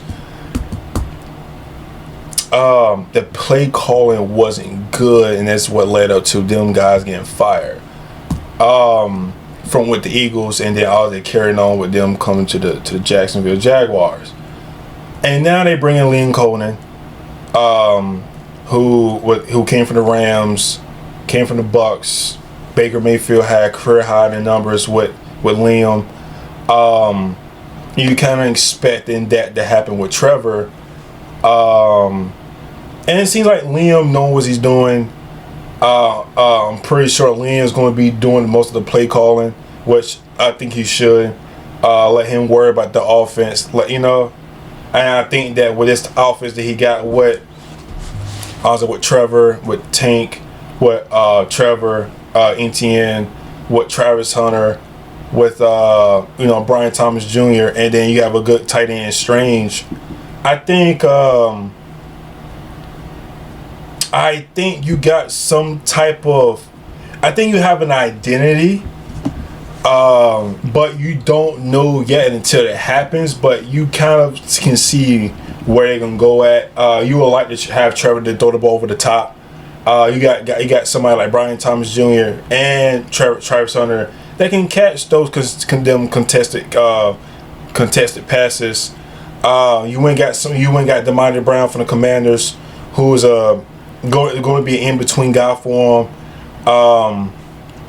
And then you look at on the defensive side, Trayvon Walker looked like he's what he's supposed to be. He led the team in sacks. I think he had 11, if I'm not mistaken. I think that was my fault, 10 and a half. Like you saying, basically, Devin Lloyd led the team in tackles. So it looks like the team can get something going. And then you got Josh Hines Allen. So so the defense have some pieces, and you went and signed Aaron Murray. So with that being said, what's next for this team is just show some progress, show some improvement, and that goes with the process would be okay. Is the play calling consistent? Right. You check that off. Boom. That means that Trevor Lawrence is playing good. All right. Check. All right. Now you have two guys in the backfield. How's that going to carry with the team? All right. Like you said, I think for them to be successful, I think both guys probably have to have maybe 700 yards apiece with a total of like maybe 20 touchdowns together on the run game, something like that, no more. And hopefully Brian Thomas can continue to play at a high level. Yeah. And then it's now all right with Travis Hunter, like you said, kind of like you said, is where he's going to be mostly. And they said he's going to be receiver. So if he's going to play receiver, then I'm expecting some good numbers from him. I think I definitely expect some. I definitely think he will be a red zone threat, especially when it comes to the goal line situations. Defensively, I don't think they'll be better, but not much. But I think it would be some type of improvement from them. So I would like to see how they will be. I do have this team finishing behind the Texans, going like 7-10 in the division. With that schedule, they have the Panthers week 1 at Cincinnati, Houston week 3, week 4 at 49ers, week 5 they have the Chiefs, week 7 Seattle, week 7 they have the Rams, week 8 is the bye, week 9 at Raiders, week 10 at Houston, week 11 at Chargers, week 12 at the Cardinals, week 13 at the Titans, week 14 the Colts, 15 the Jets, 16 at the Broncos, 17 at the Colts, and week 18 they have Tennessee. I think for this crew, I definitely think they're 7-10. I just like to see some good. I just want to see some good offensive play from Trevor Lawrence in this offense, and hopefully with Liam Cohen he can have some type of stability with this crew, and hopefully he can get Trevor Lawrence basically being a top 10 guy quarterback in this league, and being what he's supposed to be, which is supposed to be that number 1 overall pick. So he's been to the playoffs. He has the playoff win. Now it's like, all right, Trevor, let's see what you can do, and hopefully my boy can get his nickname back. Yeah. Before we go to the last team, which is the Titans, you got anything you want to say with the Jags before we move on? I think right now, to me, the Jags are the team with the most potential at this very moment. I would say they team with the most potential. They definitely have the players to make something happen. It's just gonna come down to how the coaches and the players have that general understanding of how everything would go. Okay, y'all. Moving on to the next team, the Tennessee Titans.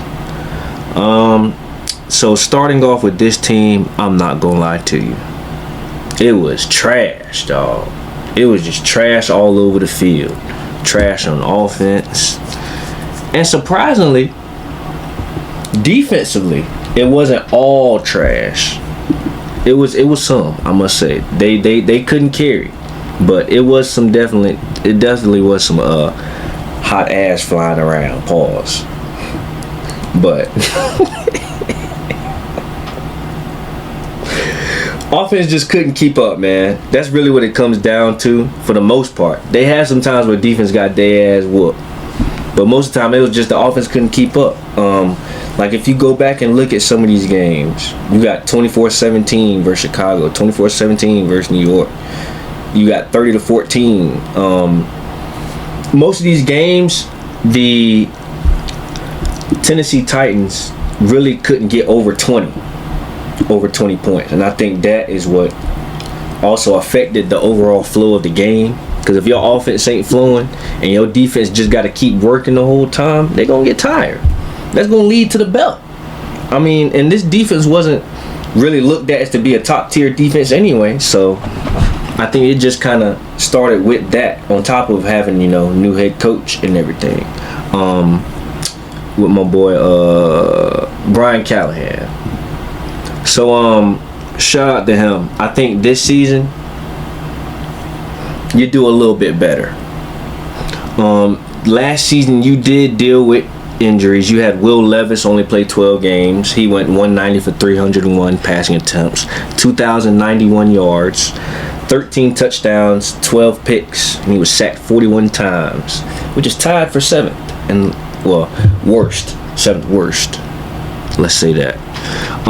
Then you got his replacement, Mason Rudolph. He goes 146 for 228, and he throws that at a 64% clip, 1,530 yards, 9 touchdowns, 9 picks, and 80.1 pass rating.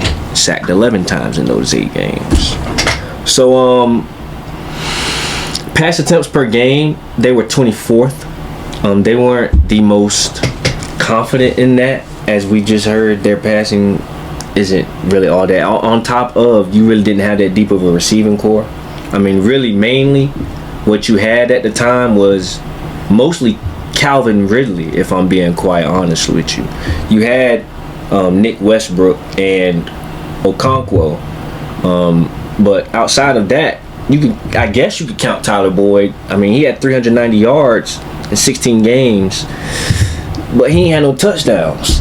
So I mean, can you really say that he's a solid piece in there? I guess that's to each is their own. But me, I wouldn't count him in there, to be honest with you, because he ended up getting released after the season. So I mean, that shows upon itself.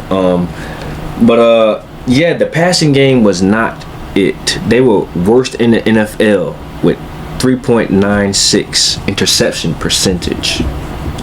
Trash. Like, overall, these guys threw for 21 interceptions combined. That's abysmal. That is abysmal. The passing game. 21 interceptions, 52 sacks. Yeah, not even counting the sacks. Terrible. You just had hot ass on offense, bro. You had a bright spot in Calvin Ridley, though. He had 64 receptions, 1,017 receiving yards, 4 touchdowns. I'm surprised he didn't even crack a fucking 1,000. That's what I'm saying. How the fuck he even crack 1,000? That last game. And then you got Nick Westbrook, deep threat. Why he's got those 9 touchdowns? Over the top. Every time. Bro, he over only the top. had one game over 100 yards. That's what I'm saying. He was just consistent. That's all it was. He was very consistent. But yeah, and rushing. Going to the rushing game. Tyjae Spears. A lot of people like him as a running back. I personally see him as more of a receiving back. Leading to his stats now: 84 carries, 312 yards, 4 touchdowns. He had 30 receptions for 224 receiving yards and a receiving touchdown. So he almost had as much receiving yards as he had rushing yards. He was about a cool, damn, he 30. 90 some change. I feel old now. Jesus Christ. Then you have Tony Pollard. With Tony Pollard, he had 268 rushing attempts, 1,079 rushing yards. He cracked 1,000 too. Yep. 5 touchdowns on the ground. He did. And he played 16 games. And surprisingly, bro, he had just 14 more receiving yards than Tyjae Spears, only played 12. So that just goes to speak how dynamic Tyjae Spears really can be. Which is why I see people like him a lot. I think he next season will be playing a bigger role on the team. It's going to be between, of course, him, Pollard. You're going to have Cam Ward starting because Will Levis is out. for the season. Well, his ass going to start anyways. Yeah, so I mean, they just go ahead and told him, get that shoulder right. So they just told him, go ahead and get your surgery. We don't care. You're getting cut, so. Shit. Hey, you better go to Indy. It's better than. See, they picking up guys He from outside of the road. He ain't even worried to go to Indy, but he's just. They picking up guys from outside of the road, bro. Believe me. Yeah, nah. Drew Aller's gonna be that quarterback next year, so it's all right. You don't need to get well. It's no need. It's no need. You're good. You're good. Oh my gosh, bro. He might be able to. No. No. UFL. No. Damn. He got his money. He good. Just retire. Damn, you ain't shit. I mean, he'll be a backup. He'll be a backup, but I guess so. Shit. Is Joe Flacco still in the league? I mean, True. I mean, they got a place for him somewhere. I'm not saying Joe Flacco is a bum or anything like that, but or DTR. He's still in the league. I don't know how the fuck he's still in the league. Trey Lance, is he even in the league? You know how that goes. Yeah, I think he's backing up for Jay Hurd. Wow. How? I don't get it. I'm sorry. I got to throw you in there, Trey Lance. You know how I am, though. At this point, their defense. This might shock you. Total yards per game, they were second, and I'm talking best. 311.2. And opponents' passing yards per game, they were first. 177.3. Opponents' passing touchdowns, though, they were 22nd. They let the opponent get 27 passing touchdowns. But as far as passing attempts, many teams weren't trying to pass on them like that. They only allowed 473 passing attempts. Let me not say allowed, but it only happened 473 attempts, leading to them getting 32 sacks, which was 24th, 29th actually, which isn't the best. But I guess that contributes to helping some of the passing attack or passing defense too. You had the offensive running yards per game, opponent running yards per game at 133.9. Hot ass. That's where they was fucked up at. 25th in the league. Then opponent rushing touchdowns, 21. 21 rushing touchdowns gave up. That's 27th in the league.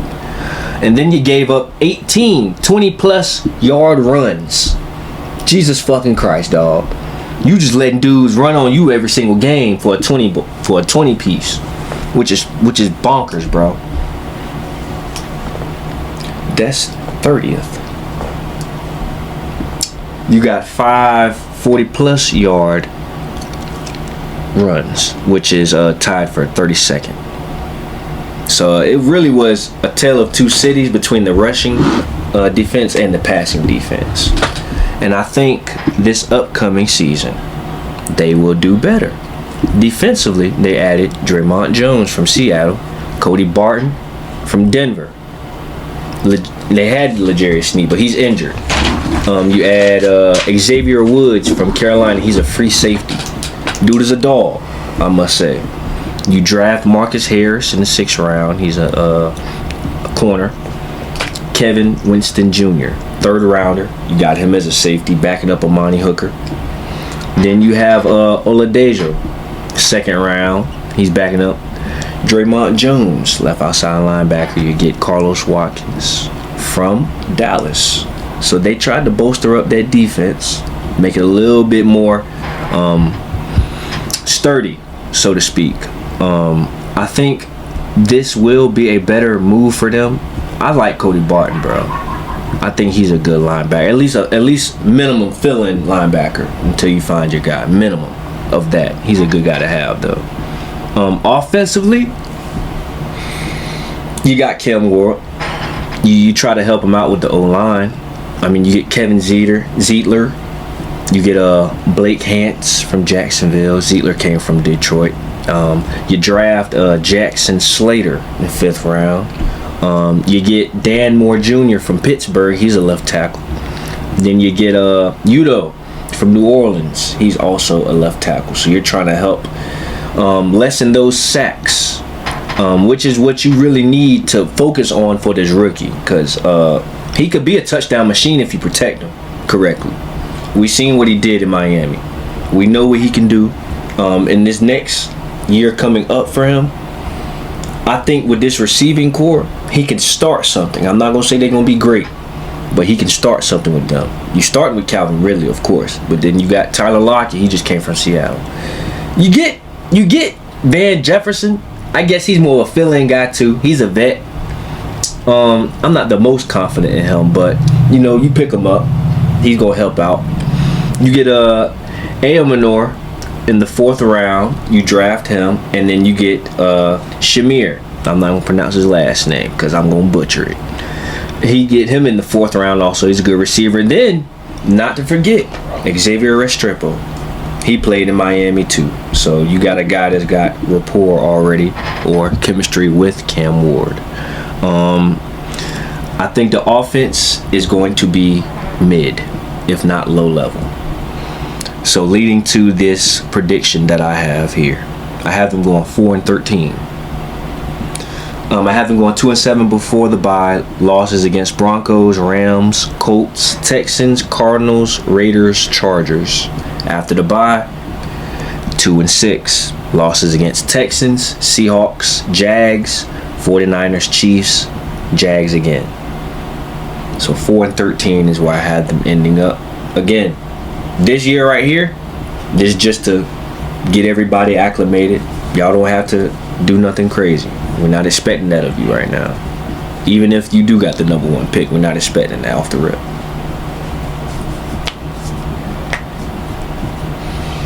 Alright, I ain't really got too much to say really. I think just with the Titans itself is just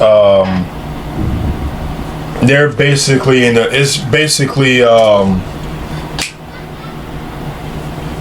this is a total rebuild without Osley getting a new head coach, because Osley, when you have the number 1 overall pick and so happen to be a quarterback, that's automatically a rebuild, because now you got somebody that's taking over the franchise, or and because your quarterback's supposed to be the leader of the team. What nowadays is supposed to be in this era, and where within the last, I guess say within the last 20-something years, 20 years, no, maybe like 15, maybe 15. Anyways, how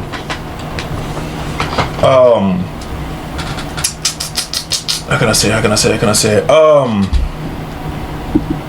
Tennessee. So now it's all right. What can the Titans do with what Cam Ward and moving forward? And as honestly, truly is, they just did. In my opinion, I don't think they did enough. I mean, you think Tyler Lockett is something good for him? I mean, knowledgeable, yes, but how many games is he going to play? Traylon Burks, who only played 5 games last year, who basically was the replacement for A.J. Brown, he's a no-go. I think the best thing you got going for the receiving core is Calvin Ridley, right? You went and got Kevin Zeitler. That's okay, cool. Thank you. Yeah. You got to protect the quarterback. Thank you. We need a quarterback to have his head on his shoulders. Thank you for that. What Tony Pollard and Spears, I don't. Now, what Tony Pollard, is he a good back? Yes, but is he a game changer back? Is he a running back that's going to have the defense be like, oh shit? No. Right. And then you got J.C. Latham, who you went and got last year's draft, right? Last year's draft, right? 24. Yep. In last year's draft, you move him back to right tackle, which is good. So he's back to his original position. So I like that for him. I think just for offensively, I don't see much things going on for him. I think that they need more pieces. I mean, another receiver. Because you need another receiver. Also, we need to know how the hell Cam Ward is going to play.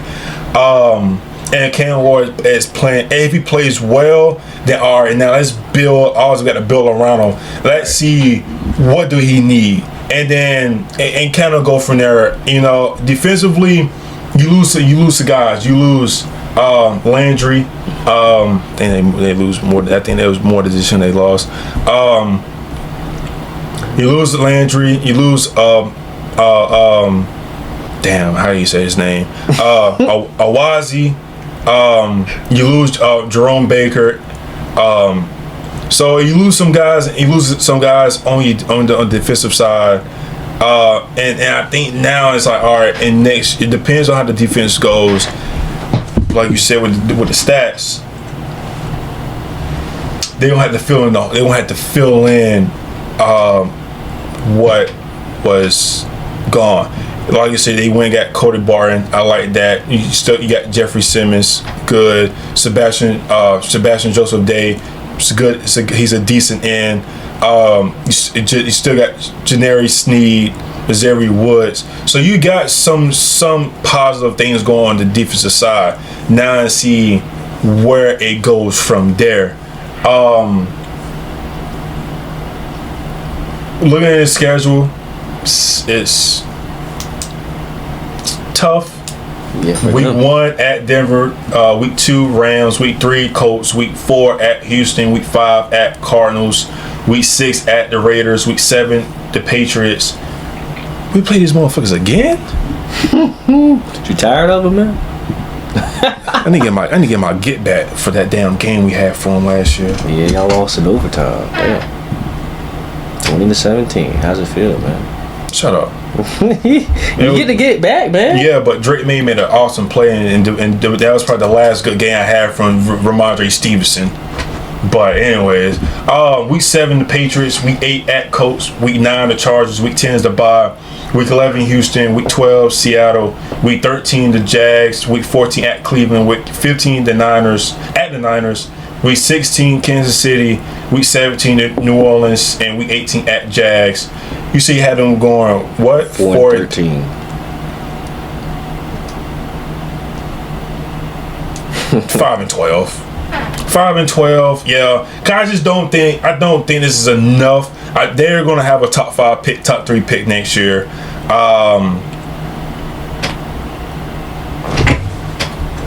Hot take. Hot take.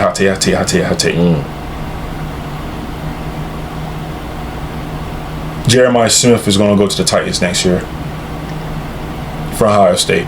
That's tough. Yeah, man, Calvin would be crazy. I ain't gonna lie to you. You want to talk about Jeremiah Smith will be a Tennessee Titan in the 2026 draft if he declares. Yeah. He's just gonna be a sophomore, right? Yeah. Going into sophomore year. Yep. He'll be eligible. He'll be eligible in the draft. He couldn't do it this year, but yeah. Yep. Yeah. That's tough. Yeah. Jeremiah Smith. I end this.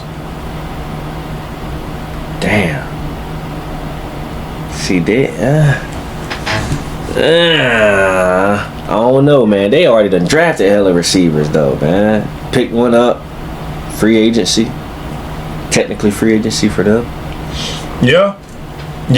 But I just think that it's just I think they're gonna figure it out, and I hate to say this, but I don't think Brian Callahan's gonna be that guy when everything's gets going. I mean, if things don't go well this year and say next year too, obviously in 2027 he might be out of there by 2007 if there's not much improvement going on for this team. Right. But you can't really blame the guy because you're putting the guy in the hot seat. Some ass with a team that's not good. You know what I'm saying? So it's going to take some time. So we'll see how that goes. But other than that, though, I think hopefully you find your quarterback. You build off what the quarterback does this year, and then you kind of just go from there. But other than that, though, you have anything else with the Tennessee Titans or just this AFC South Division before we sign off? For the Titans, just develop. Hope for a speedy recovery for Will Levis.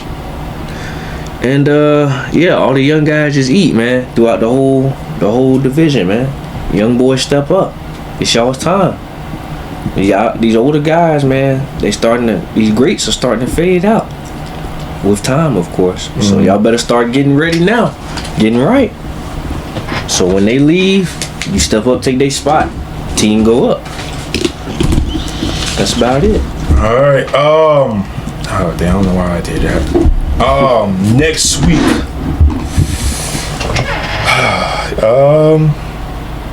I guess it's my time. Yeah, I guess we're gonna talk about my division, the AFC East. I got some interesting things to say about that. That division. I don't know. I might take over that whole thing. That's fine. Do you, brother? That's a division. Yeah, I'm gonna save it. I'm gonna reach out to Cody for sure. See what he's up to. Kind of go from there. See what happens. And AFC East, man. I'm gonna be that's why I was starting my shit early. So yeah, I'm excited. I'm excited to talk about the East, the Patriots. Just that division. Besides the Dolphins, don't care about them. So hopefully the team burns that. I hope the team dies soon. And there won't be just Miami. Just won't be no Miami team at all. God dang. So yeah. Other than that, yeah, that's all I got. That's all I got. What? You say you just hope they don't have a Miami team at all. Yeah. Like me with Philly. Fuck them.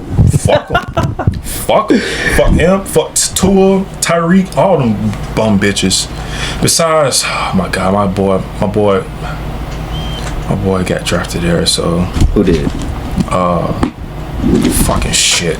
I forgot his damn name. Grant.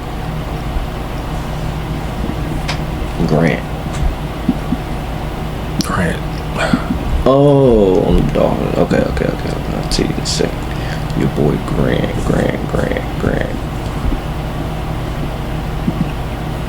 Right, he did? Yeah. Kenneth Grant.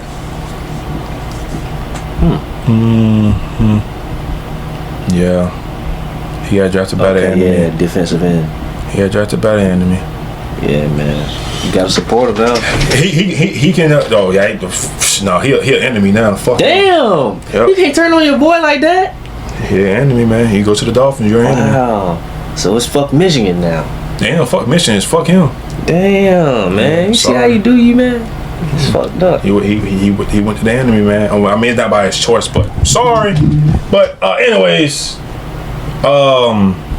that being said, AFC East division next week, so y'all get prepared for probably a long episode.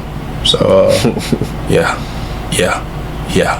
And this is Kinder too as well. But anyways, this is the end of episode 151. I'm your boy Trez. J Ferg. And your boys are out.